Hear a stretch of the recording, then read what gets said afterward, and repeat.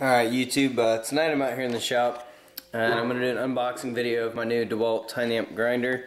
Last project I had, I was working on a bush hog repair for here out at the farm, and well, I kind of killed this grinder. It's been around forever. I noticed it's starting to get kind of slow, kind of sluggish, and then last time I was using it, it started smoking, and that's all she wrote. So I went to TSC today and I got this new 10 amp grinder. Now, I had this grinder probably a year or two. I really like the Dewalt grinders. They're really powerful. I use them pretty hard, but I don't like to have just one grinder because I like to have a cutting disc and normally a grinding disc on one or a flap disc. So I decided it's time to just get another one.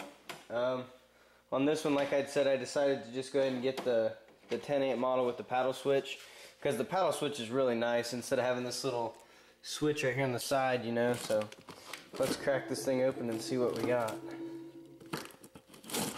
Oh, this is kind of hard with one hand.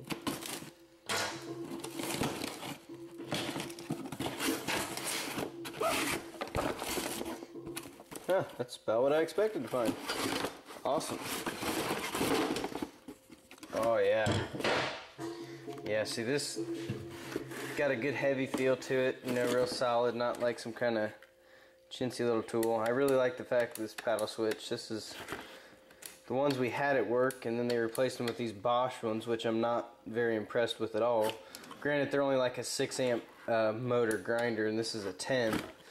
But these are just, this is a really rugged grinder. I mean, I've never really had any problems. I mean, I've burned them up at work, but at a certain point they all burn up. I mean, they just get tired.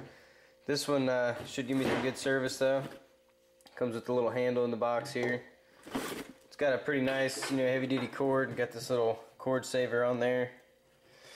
2-prong. Got the keyless nuts here. This is nice how this is keyless. I normally, probably not the best thing to say, but I normally just pan these little things because then you can get the big wheels on them.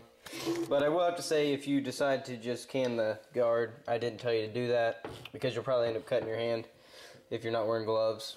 My gloves are pretty tore up. But anyway, everything else in the box here, manual, you need a manual, and a wrench. You normally don't need these wrenches either, but we'll keep it in your toolbox for good measure. I don't know what else there really is to say about this. Pretty solid unit though. I think it ought to work good for me. I'm a firm believer in you get what you pay for, so you pay a little more, get a quality tool like a Dewalt or something like that, and you're going to get some more longevity out of it and, you know, some good mileage. This other grinder I think I bought, like I said, maybe 2 years ago.